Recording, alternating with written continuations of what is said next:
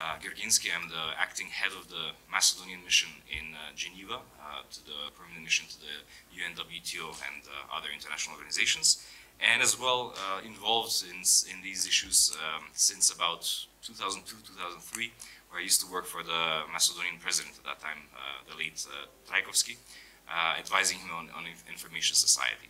And it was an interesting time during that time to be involved, because it was the time when the WSIS preparations were on.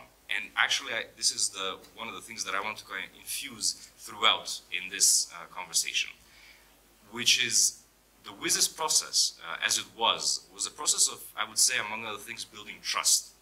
And if we're talking about internet governance, I want us to start thinking about how it has developed trust over these past, let's say, 20, 25 years. If we had a period when everybody trusted the authority of John Postel or of Bob Kahn or of Windsurf, of these kinds of authorities in the development of the internet, over time this trust had to go into institutions like ICANN. And a big discussion during that time was, well, how does ICANN fit into this, and what does internet governance really mean? And for a very long time there was a very need to define what internet governance means, what governance is, and there was a lot of distrust between the stakeholders involved, because they came from different kind of cultures. Some were diplomats, some were from the technical community, some were from the business community, and everybody was looking at the same thing quite differently. So in starting that off with, Andrea, you come from ICANN, and it is perhaps the most discussed organization throughout the history of what we call internet governance. It's the cornerstone, really, of the internet governance ecosystem, although not the only, and many more are developing. But it remains, and I see that we're colleagues actually from the Fletcher School, so I mean, you have international relations background, and I would like to ask you from that prism, in terms of the international system as it is, defined by nation states for a very long time, all of a sudden we have the Internet Corporation for Assigned Names and Numbers. The I is not even international, it's internet.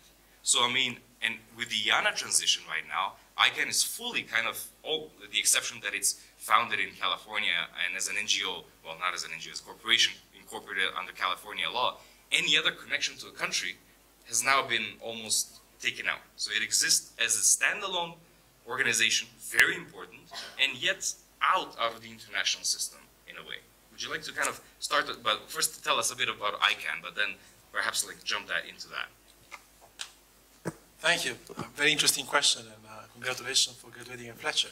Yeah, you too. So where do I start? Well, I work for ICANN now. That's my 3rd year, and I'm responsible for stakeholder engagement, and I'm based out of the Brussels office. Before joining ICANN, I was working for the United Nations. I was working for UNESCO. And I was there working very much on the role of internet and communication and ICTs for development.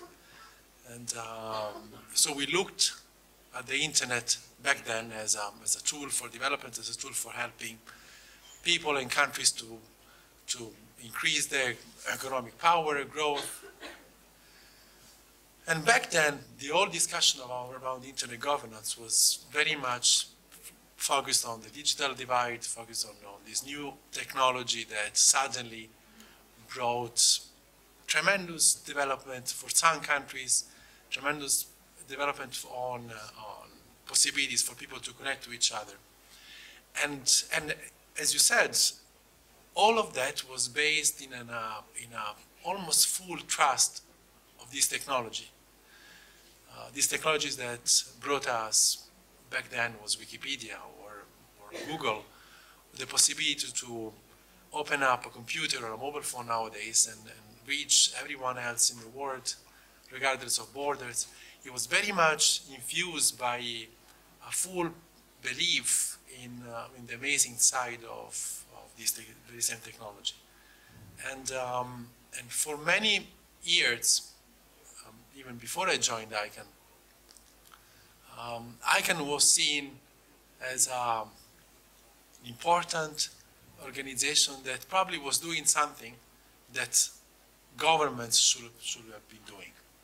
And so the problem with trust was, there was a trust into the technology, there was a lack of trust in the organization dealing with this technology. So just to be very, very short, ICANN is the global address book of the internet.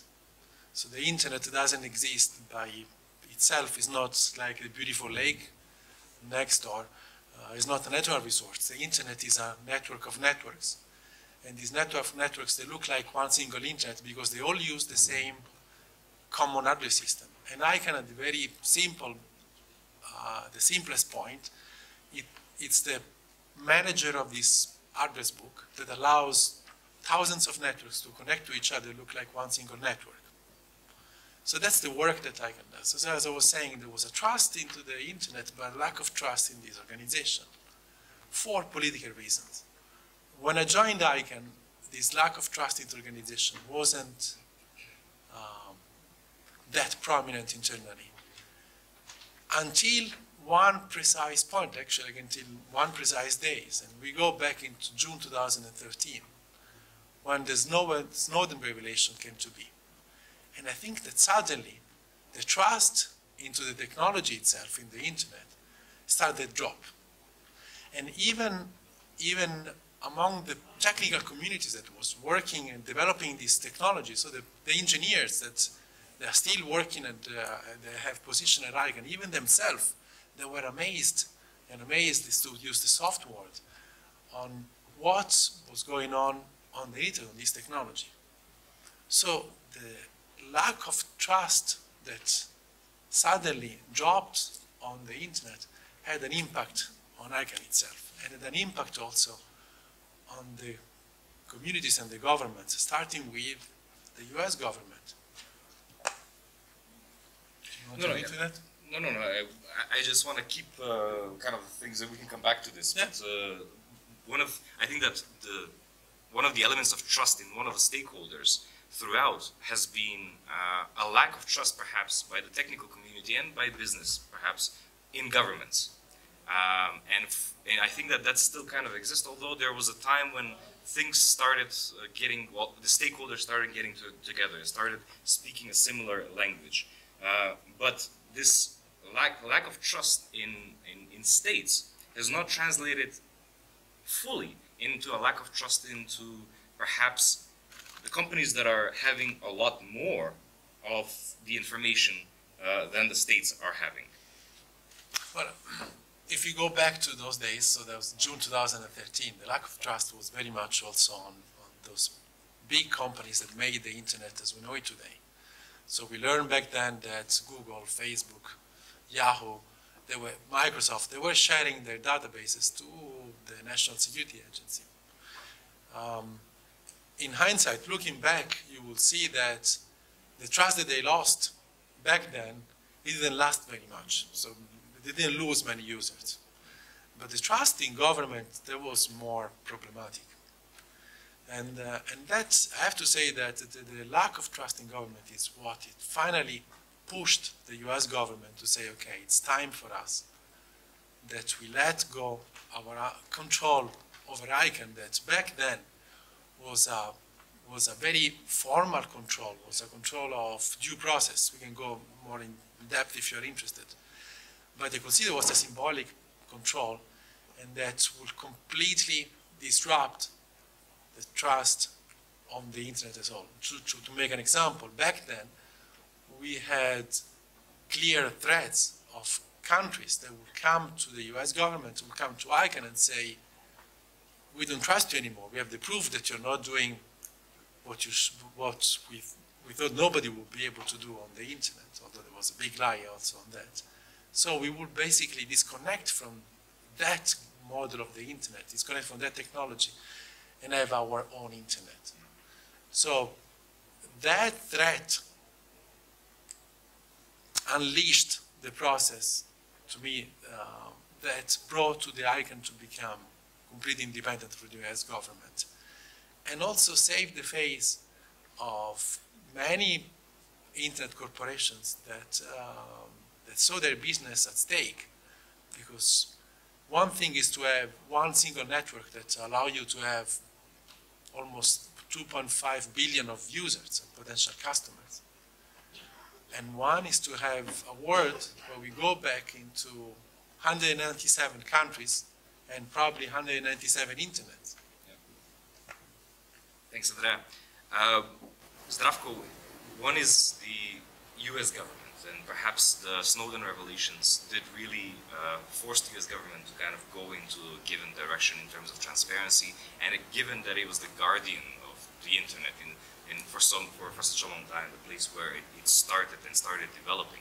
But I think it reverberated into many other, into all countries that are regulating aspects of the internet. So it is very important, I think, for organizations like yours, which are responsible. They get their mandate from the parliament, which gets its mandate from the people, but their mandate is to be independent and to say that within this market, within this country, things will be regulated with the end user in mind. So again, can you kind of enlighten us in terms of the aspects of trust in the internet governance at the national level, and how you also see that manifesting when you look internationally? Yes, thanks for the question. It is true, those events from 2013 really, how should I say, created more attention for the issues of internet governance. So in Croatia we started to follow what is happening much more closer, and we appointed a representative from Croatia in the Governmental Advisory Committee at ICANN. And also we thought of the question how to work on this trust and how to create something on the national level where people could come together and discuss internet governance issues. So in 2014 we established Croatian IGF, which is seeding at the national level, and we had 3 successful annual meetings so far, one just last week in Zagreb. So I'm saying all this because I'm a member also of the executive committee of the Croatian IGF. But what I would like to say now, I would like to put on my hat as a council member of the Croatian Regulatory Authority for Network Industries, which is a national independent regulator for network industry. So it's not just electronic communications, but it's also post and railways.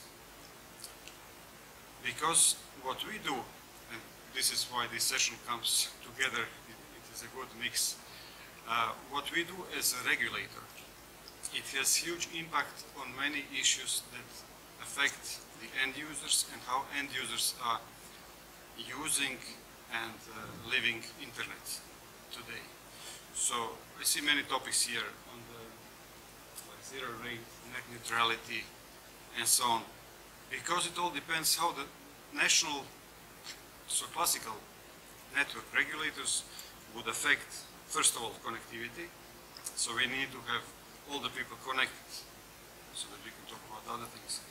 Then we can talk about how the traffic that goes through these connections is treated. What do we want to do with that traffic? What do we want to allow, and what do we want to prevent? We see now in America something is changing dramatically. It's about net neutrality. But the question is really, do we as regulators want to protect net neutrality? Do we want to protect the right of every user to access and connect to any other endpoint at the internet? And how do we regulate those intermediaries that can, actually they have technical means, that can really control and shape the traffic that goes through their networks? So that's very interesting. That opens a lot of other questions. And then again, one more thing that goes one layer up is how do we treat so-called OTT players? Can I jump into that exactly? Yeah. Because an interesting thing I think happened in here and in other countries that I've seen lately. When people want to discuss sensitive things and whatever they feel is sensitive, more and more people are going to OTT services. It be the Viber or WhatsApp or whatever it is. because at least they feel that there's some encryption there and in that conversation. Whether that is so or not, it's a different, fully is a different conversation. But I think that what has happened in terms of trust, what would before there will be doubt in such a OTT services, all of a sudden what's happened is that the trust has taken out from the telecoms and it's given to some OTT services. Would you agree that that is happening perhaps in Croatia or wider? Yes, definitely. This is what is happening, because whenever new technology comes, whenever something new is invented, at that point in time we do not know how this will affect our lives. But later on, people are very innovative and creative, so these new technologies find their use. So this is exactly one excellent example. So when I get a message from Viber, all your messages and all your conversations encrypted end to end, it sounds pretty good. And I think this is what technology enables us. It gives us the trust. Yes. Well, I'll bring in here Christina if she's online. She's from the European Commission. And we're talking about regulation. I think that many people equate European Commission with regulation. But it does, I would be among those who would say that it does its job well. And it's really an important point in the European architecture, this kind of regulation that the European Commission brings in. So, Christina, if you want to jump in terms of the aspects of trust which organization like the European Commission brings into internet governance issues. Jump in, please. Yes, hello. First of all, checking whether you can hear me well. Yep. Perfect. Okay, well, first of all, thank you very much for offering me the opportunity to contribute, even from a distance, and apologies for not being able to be there in person. Yes, I hope you can see my face on the screen. I think that the way you're framing this discussion is really very interesting around the trust, and also taking a look at what has happened until now in terms of internet governance, and then we can reflect on what comes next. And I think that we are now at a very important moment to do this reflection. First of all, because we have seen a lot of developments in the last few years, like we were hearing before about the IANA transition. We had a number of major developments in internet governance. But we should also ask ourselves what comes next. What is the system really working? Have we solved the issues that are around trust? And I think that in this particular moment in time, where we see, in general, I would say, a lot of distrust, a lot of fear, and not only in the digital world, but globally. We see, although we have a global world, a globalized world, we see new barriers and new fears coming in. So, in a way, the value of the internet in eliminating barriers is really important. As you know, you were mentioning in the EU, we are working on regulation. So we are working at modernizing the rules that we have in the context of the digital single market. And we just released our midterm review on the 10th of May, where we basically take stock of what we have done until now with a view to complete the digital single market, and we look at the existing challenges ahead. And maybe, if you want, I can say, yeah. Christina, like, do you yes. feel that, I mean, both at the national level and at the European level, yeah. regulators, legislators have done their job quickly enough to adapt to the new developments? And of course, it's a question that I think that everybody would say no. But if that is the supposition on my side, is the role of courts then the one taking on a legislative function, because courts are interpreting situations that legislatures are not addressing? And do you feel that that is also happening at the European level in general? Yes, I mean, it seems an easy question to answer, but it's not. So, because you have to think about the EU level, the national level, but also the global level. So if I can briefly start on the global level, And in terms of trust, I think that some steps have been made in terms of the functioning of the global internet governance model. But I also see that the same tensions that we had 20 years ago are still there. So there is a need to do something on that front. On the European level, I see your point that courts are more and more sort of addressing problems that are not solved from the legislative or regulatory point of view. Part of the problem is that you know that regulation takes a long time, but this is also, you know, technology is fast and the pace of regulation is much slower.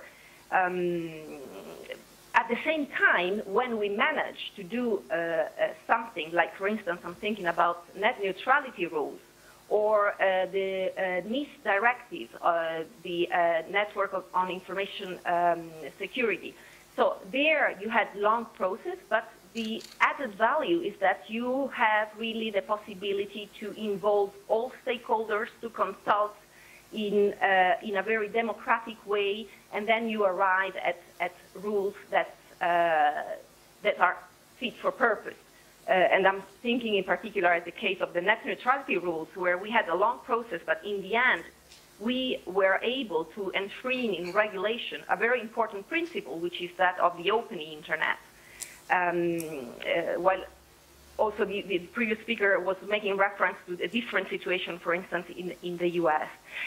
Of course, there is need to do much more. Of course, the new developments are increasing in speed, and we have to make sure that we are ready. The European Union is really focusing on that. The digital single market is really a big priority, and a number of initiatives have already been launched. And now I'm talking about, you know, from the Commission perspective, we have launched a number of initiatives. Now the ball is in the hands of the co-legislators. And here, again, I think that the key message should be that we are all in this together. So in order for Europe to make the most of the internet revolution, of the digital revolution, we have to be together in this. And member states, the parliament, civil society, they have all to work together. And in this sense, I think that the multi-stakeholder model is really the only answer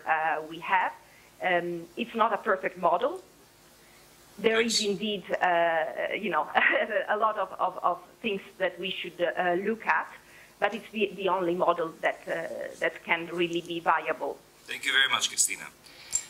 In jumping into this, in the conversation on courts, there was a very recent ruling by a German court regarding toys, Internet of Things. This is an issue that is just rising. Well, it has been rising in a way over the past, let's say, 10 years or so. But right now, it's in front of us. And what we're facing is perhaps something that for tomorrow's session on cybersecurity could be kind of discussed. Are these things that are joining the internet secure, and are companies making enough of an effort to secure them? So, in jumping into this, perhaps I'll call on Gergana to tell us her thoughts on IoT. It's as I said, one of my favorite numbers is 3.4 times 10 to the power of 38, which is the number of IPv6 addresses. Many many countries are, some are faster, some are slower into adapting IPv6. But this is one of the essential building blocks of what we call the Internet of Things, where everything around us will be able to some way be connected to the Internet. And whether it is a sensor, whether it is a device. So could you kind of share your thoughts on this IPv6, IoT, and the whole issue of trust around them? Yes, thank you for the very interesting question, Lucio. So first of all, I would like to maybe just briefly introduce RIPE-NCC, if that's okay. Andrea already talked about ICANN being the address book of the internet, and we are at the next level. So we received, RIPE-NCC acts as one of the 5 regional internet registries in the world, and we are serving Europe, the Middle East, and parts of Central Asia. So what happens, we get a large blocks of IP addresses from IANA, and then we distribute them, allocate them to our members, which are internet service providers, telecommunication companies, universities, governments, any company that would like to have their own IP address block. And we keep a registry where we keep the records of which company has which address block.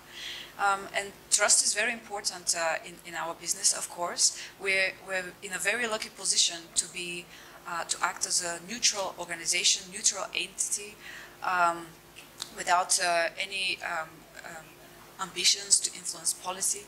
However, what we do have is a lot of information. So a lot of researchers, or companies, organizations come to us for information on the operational runnings of the internet. And the trust in our organization also stems from the fact, from the way that we build our policies. So for our service region, we have what is known as the RIPE community. This is an open community, so anybody interested in the running of the internet is free to join this community by joining our RIPE meetings or joining our mailing lists. We discuss, the RIPE community discusses the policies which RIPE NCC, the organization behind the RIPE community, then follows when, for example, allocating IP addresses. And so the trust in our work comes from the RIPE community. They tell us what to do and how to do it, and we are accountable to this community. So this trust is really important for what we do and our operations. Okay, so you asked me about IoT in specific. Of course, it's a lot of people view it as the future of the internet, and also the new version of the IP address, version 6. Let me first a little bit maybe talk about version 6. So we have already run out of IP addresses version 4, and we are moving on with version 6 deployment. At the moment, about 10% of connections happen over V6, which is not exactly the progress that we were hoping to see after so many years of deployment. And there are certain countries that are doing better than others. For example, I can give Belgium as a very good example with 55%, way above other countries. And it is very curious why this is happening. Of course, it is a carrots and sticks of it. Regulation, of course, helps a lot, but also capacity building and having a community willing to listen. So network operators willing to listen, willing to deploy the new version. So, and this, of course, relates to IoT because there are simply not enough addresses to give to billions and billions of IoT devices. Well, trust is also very important with the future of IoT, because if the public doesn't have any trust in the IoT devices, it's just not going to develop and work. However, there is, we have seen, for example, a bit of a closed loop with the IoT market. So, for example, consumers demand, of course, low prices for these devices, for certain devices, manufacturers are willing to provide that. So they make, for example, a lot of cost-cutting measures to make the device as cheap as possible. And one of these cost-cutting measures could be decreased security. If, for example, the device doesn't have any critical operation, for example, a smart thermometer on your fridge, or a smart fridge, or devices on which security is not so important. So they make certain compromises that, in their view, might be warranted based on the nature of the device. However, what happens, so basically this is a closed loop market where consumers are happy to get cheap devices and manufacturers are happy to provide them. And what happens out of this closed and very happy economy is that we as society end up with a lot of devices with somewhat compromised security. And so then these devices become a very easy target, for example, to be recruited in a botnet attack, which happened in October last year with the large-scale DDoS attack on the DIN servers. the Mirai botnet. Maybe you've all heard about it, I'm sure. And so it is very important that we work in the future to create IoT devices which have a certain minimum level of security in order to restore the public trust in these devices, so that the market has a future, so that we can reap all the benefits we can from IoT. I hope this answers the question. Thank you very much. I promised, I broke my promise, I apologize in the beginning to kind of bring people in more, but the discussion was flowing very well. And first let me just check with the organizers of how are we with time, because we started a bit later. Are we going a little bit, so should we aim for a quarter after or so, or okay? Just so we know where we are with time. And before I bring in Marcus then, I would like to kind of open the floor for anybody interested to kind of jump in. Again, I see you there. Again, with the prism of trust. And perhaps, as right after that, I would ask if somebody knows the story of Babel, and if they would like to narrate it, to tell us everything. What is really the story of Babel? What is the metaphor that we're using here to talk about internet governance? So first, the gentleman in the red shirt over there. A microphone could be delivered over, or just get up and, well, I guess we have online participants, so a microphone, or how does it function? Oh, so I guess you have to come here. Please.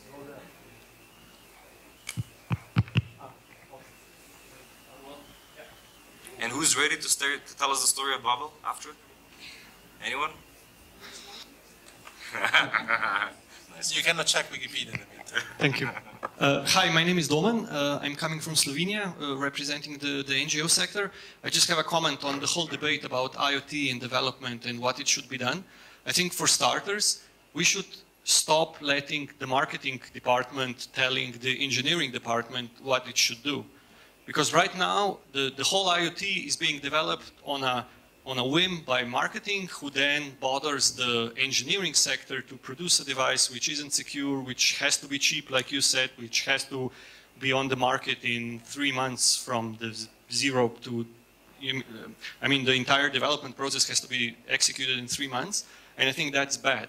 And on the other side, I don't think there's a silver bullet solution here. So it's not one person should do one thing and everything will go away, but I think that on one side, we as consumers should really stop buying broken toys. And on the other hand, you know, the industry should really step up their game, stop listening to marketing departments, and just listen to the engineers who probably have a better idea of what works and what doesn't. But what if they don't? Huh? What if they don't? What if a different business is running its business the way it is? Okay. Is there a role for somebody else to say, well, you know, this should be this way? We're talking about internet governance here, right? Yeah. So what is the governance aspect of that? I mean, you can try with legislation and with regulation, but I think it won't work simply because the market is too great. And once we're talking about smart homes and smart cities, once that kicks in, once you have, you know, devices in your home connected to the internet, be it a toilet, a sink, a refrigerator, a television, I don't think you can regulate that much broken stuff. Yeah. Thank you. Yes, thanks. Please. Yes, just a comment. As I'm working at a sector regulator, I must say that market competition is the answer to these concerns. At least it should be.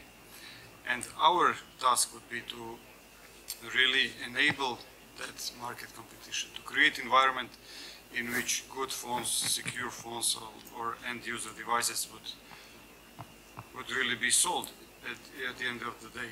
And those that are not secure, that are bad, would lose the market competition race. But to come back to Andreas' point in the beginning, when he said that in the beginning perhaps there was trust in the technology, but lack of trust in one of the organizations that are working with it. And perhaps at one point or at different stages, perhaps to a degree with the Snowden effect, because of other things, the trust in the technology changed. So it might be dangerous actually to let things go by itself like that, because then if you lose faith, if you lose trust in the technology itself, there is a high, chance of paranoia, of people just withdrawing, and that is that could be a dangerous development. Not with the hat of ICANN, but do you want to chime in that? I mean, I think that we as ICANN have gone through this process of losing and rebuilding trust, and I think that this process taught us some important elements also to look at the next steps of the development of the internet. So we saw that we couldn't rely on the trust as an institution of a contract with one government, and it was by chance was one of the largest government or the largest government, most powerful country in the world.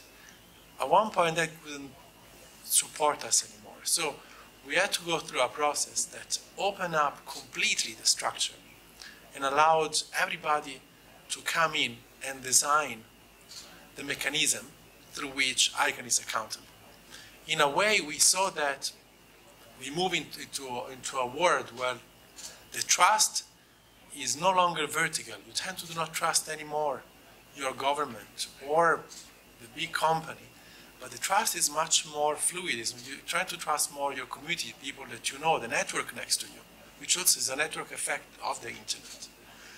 So we built within the multi-stakeholder model, that is the model that governs ICANN, we built in mechanisms to bring in as much more people as possible. And we went to kind of an utopic world where, as nowadays, ICANN is accountable to the entire internet community. And by entire internet community means that everyone that uses the internet is potentially responsible and can claim ICANN for its actions.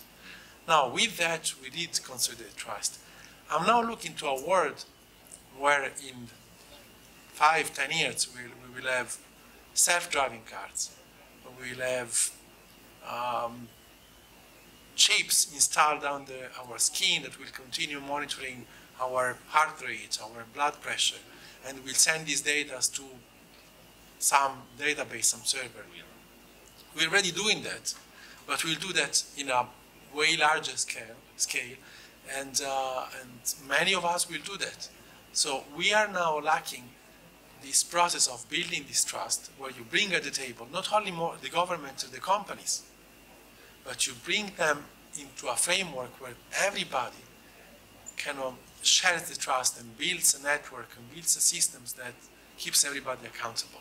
I think that what ICANN did in this past 2 years, and if you look more into it in retrospective, is the process that lasted more than 10 years, is something that the industry, the internet, and the future of the internet governance has to look at, to avoid the situation where in just a matter of months, the daily life of the internet will be the WannaCry attack of a few days ago. So the internet will be something that will only become completely anarchic and disruptive force. So the tendency is there. Thank you. When I mentioned the Tower of Babel, if somebody would like to tell the story, you had a very witty response. In what language? Can you tell us the story of Babel, please? Please. And then afterwards, we're there. Well, I guess you don't speak get to tell the story of the language and the story of building.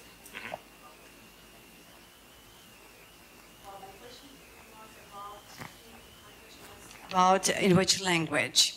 So we know the story of building the Tower of Babel, like everyone was speaking in the same language, and they wanted to build that building and go to the God and know everything, whatever God knows.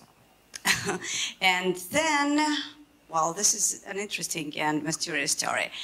Then God doesn't like that idea, and he created different languages, so that people cannot understand each other and cannot become that wise as is God.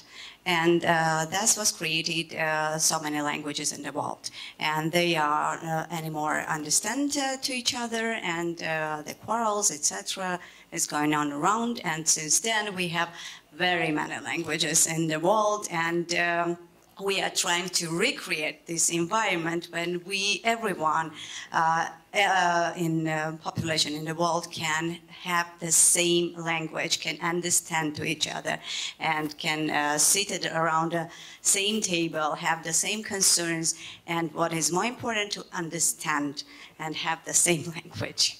Thank you very much. So it is about building trust at the end, because the assumption is if you have different languages and people scattered in different tribes all over the world, they're speaking the different languages, the level of trust between them decreases. So I mean, in this, is the Tower of Babel really, in our discussion, the internet or internet governance?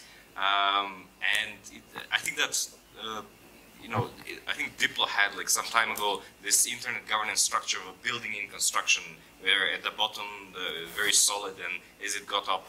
And then they had a puzzle. So it was kind of a metaphor of a metaphor. And it was interesting. I saw, I'm sorry to jump off, like, but I saw this great tweet a few days ago about this story about the Soundgarden musician who died, and there was, like, first of all, fake news that he died, and then he was said that he really died, and then there was another fake news that's the story that he died was, the tweet was, this is getting very meta. You know, it was a perfect kind of description. But this is what we're talking about. Like, you know, we're building something, not necessarily internet governance, but the internet, where are we contributing to greater trust, or are we contributing to greater distrust? That means the internet governance mechanisms that we're putting in place, are they contributing to more stability or less stability, more trust or less trust? There was an intervention over there, please. You have the microphone? I wanted to tell the story of Old Babylon, but my colleague already told it. To repeat it. At this point, I think I'll bring in Marcus. Is Marcus online? Because Marcus has been in many of the key conversations since the beginning, well, since for a very long time in these discussions, since these discussions started getting a shape of their own. He was for 5 years the chair of the Internet Governance Forum, and before that, the chair of, executive coordinator of the WIGIG. And in the beginning, while the WISIS World Summit on Information Society was going on, one of the key aspects of misunderstanding was this word governance. When governance was connected to the internet, many in the technical community jumped up and said, no, we don't need any governance of the internet. While political scientists were saying, well, governance is not the same as government, it's a much looser structure. So a definition of internet governance needed to be developed. And once it was, perhaps it was a safety valve. And this definition is that internet governance is the development and application by governments, the private sector, and civil society in their respective roles of shared principles, norms, rules, decision-making procedures, and programs that shape the evolution and use of the internet. So this is the working definition of internet governance that, you know, a lot of energy was spent to come into. Marcus, do you want to jump in and kind of tell us perhaps a bit about the process and whether the internet governance, as it has developed over the past, let's say, 15, 20 years, would you say that there's an upward trend in trust or a downward one? Yes, hello, Mark. Can you hear me? Yes. Excellent. I tried to turn the camera on, but I seem not to be able to do that, so you can't have a visual of me, but as long as you can hear me, that's fine. And let me also, just for transparency's sake, make a full disclosure. I'm also a member of the ICANN board, but I'm not speaking in my ICANN capacity here. I'm being invited to speak as a chair of the IGF Sport Association. Yes, I listened to this discussion with great interest. It's only a very interesting discussion, has taken interesting turns. Trust is a difficult issue. It's not just related to the internet and the technology, but altogether it's difficult to define what it is. But you're right at the beginning, you also said that, pointed to the fact that the internet really changed the whole game of international cooperation, and I know it's an overused word, but I think it was a paradigm shift which led away from the nation state on which the international system is still built on. I'm not saying the nation state has gone away, quite the opposite. We have seen very much the return of the nation state, but what we are struggling with is that technology that does not recognize any borders, that is global, interoperable, and a system which is built on the respect of national borders and on the sovereignty of the nation state.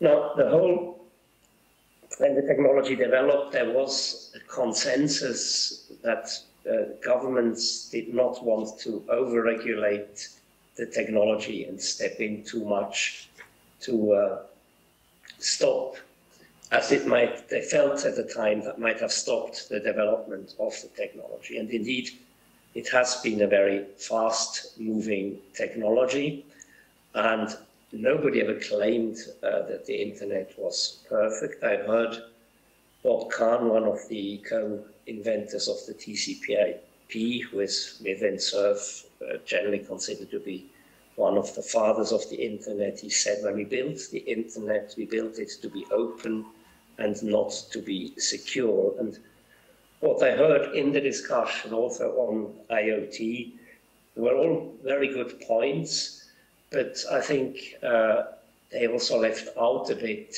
the responsibility of the user.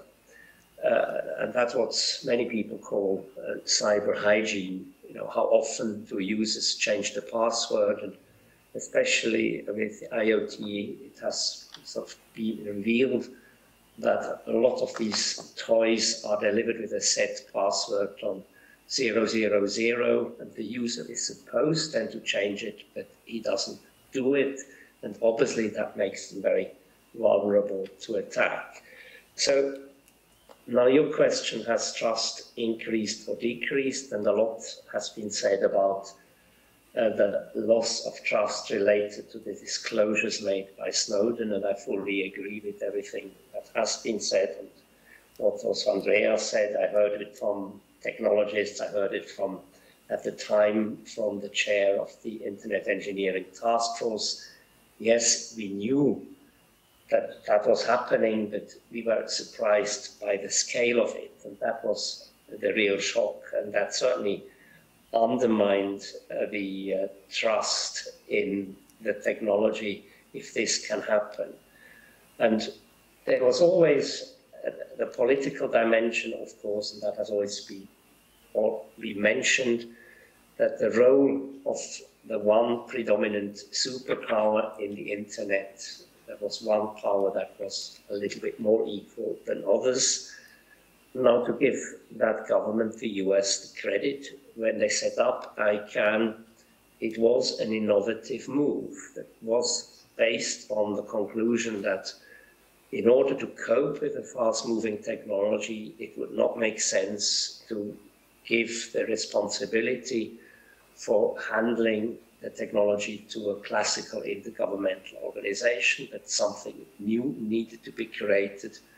And this new organization, that was ICANN, was supposed to be self-standing after a couple of years, but then that took longer, and years came and went, and there was also various external events that prevented that from happening. But now we are here, and the question is, before ICANN was protected by the US government, but now ICANN is a standalone organization, and in many ways that makes life more difficult for ICANN, because the organization cannot hide behind the government. No, it's standalone and has to deliver.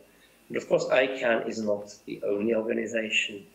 You heard a colleague from RIPE CC on the table that numbers is the second big component that makes the internet work. And of course, there are also the protocols, and that is the Internet Engineering Task Force. These I would call our trinity of the components And all these have been developed outside the sphere of governments, and they are run outside the sphere of governments, and that is the big challenge we are facing. We have to combine the traditional world of governments with this new world of bottom-up organizations. And the definition on internet governance, the Tunis agenda came up with, that precisely recognizes that, and the important thing is that it is a multi-stakeholder effort.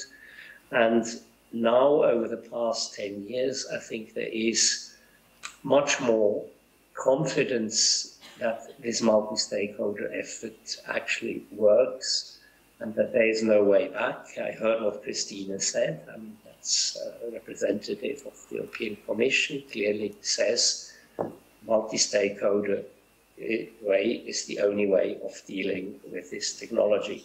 And that brings me to the importance of this discussion. You are having, the global discussions are important for sure, and the IGF approach, exchanging information, sharing best practices and learning from each other is important at all levels, but maybe it has most impact at the local level, at the national level, and also at the regional level, where you can learn from each other, and then it does get implemented in national, as we were reminded by a colleague from Croatia, at the national level, where it has a real impact. So, and this is actually this spread of the national and regional initiatives has been a huge success story in the 10 years, more than 10 years now, since the IGF exists. It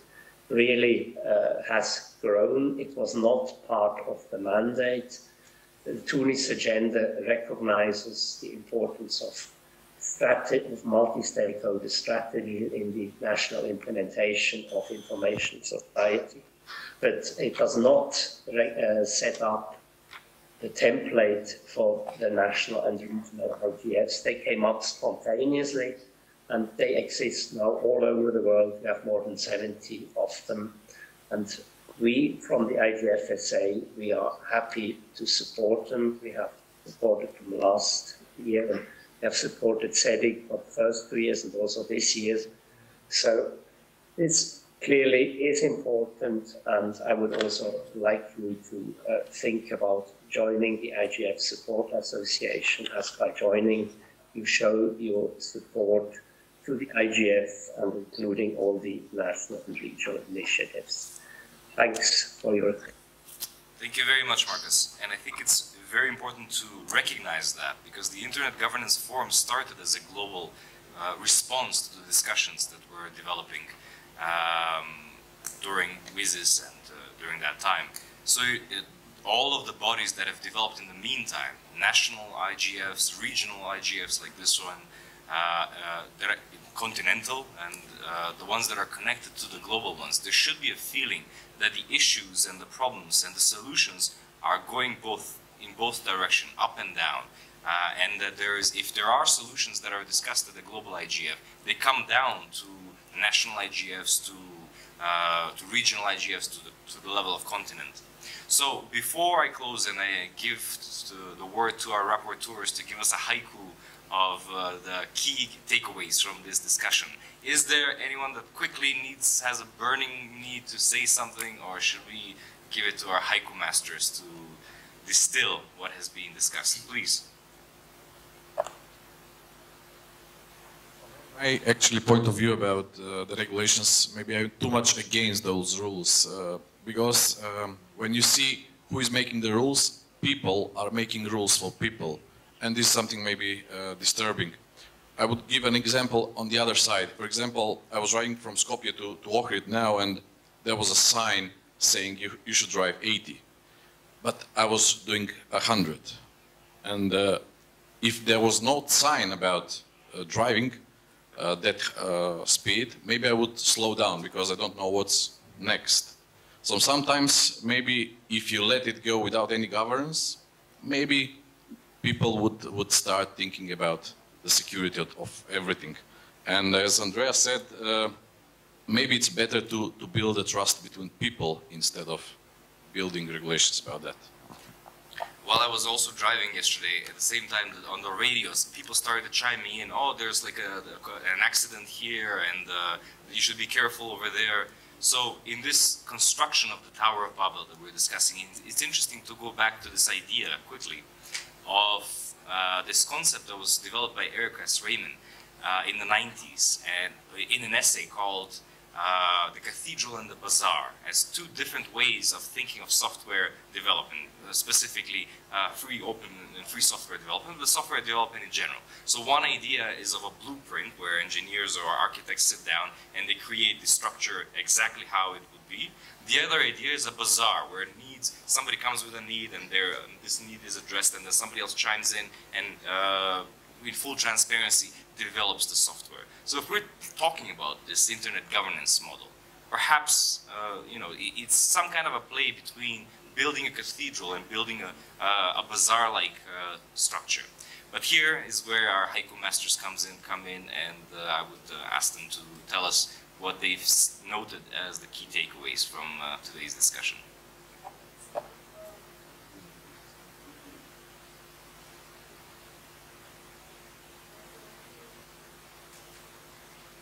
Bullet points for this session, and please feel free to provide your inputs.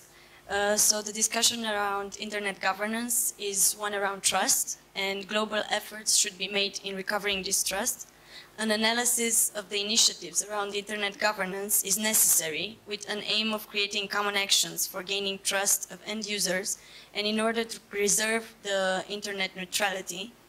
Some global efforts have been made, and some multi-stakeholder and open community models of governance are in place, but regulations imply a long process and consultations, while technology is fast developing, which is why it's necessary to use a whole society approach by acting jointly in the sense of all relevant institutions, organizations, and stakeholders working together in creating a safer environment online. And barriers to the internet governance should be dealt with in order to reflect the value of internet by modernizing rules, legislation, and policies. So this is what we got out of the session. Please. Thank you very much. That was excellent. And thank you very much for all attending after lunch. This is always a difficult time to have a good conversation, but I think we've had some very nice insights, and I would like to thank my colleagues and panel members into a very good discussion. So, is there still blood sugar level in the people's circulatory systems, cardiovascular or otherwise? I have no problem continuing. Is there a will to continue in the room? I'm kind of seeing that people need a little nicotine, a little caffeine, these kinds of chemicals in their body. So let's leave it at that. Thanks. Cheers.